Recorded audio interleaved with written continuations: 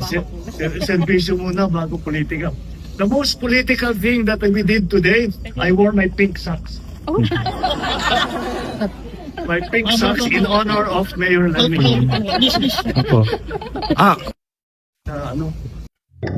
Yung pagbaba ng tubig. Dahil na it is Bicol River Basin, ang plano na talaga pwede natin gawin, na kailangan natin gawin, ay kailangan natin mahuli at dapat ma-collection niya yung tubig bago pa bumaba sa basin. Dahil, again, as Mayor was explaining, this is a landlocked province. And because it's a landlocked province, ang tagal lumabas ng tubig.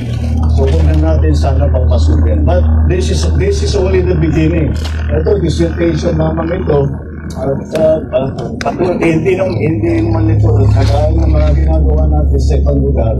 This is not going to be one time. We will keep doing this until we have the more long-term solutions. And hopefully, down the road, if we design everything properly, hindi na natin kailangan paulit-ulit ang binabalik. Okay? Alright. Okay. Mr. President, if I may go straight to the point, aside sa flood control issue, nakikita po ang visit niyo sa Naga City in the lens of politics.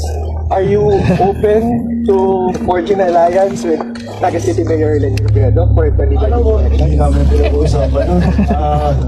Alam mo, I think Mayor will agree with me na servisyo muna bago politika. The most political thing that we did today, I wore my pink socks. My pink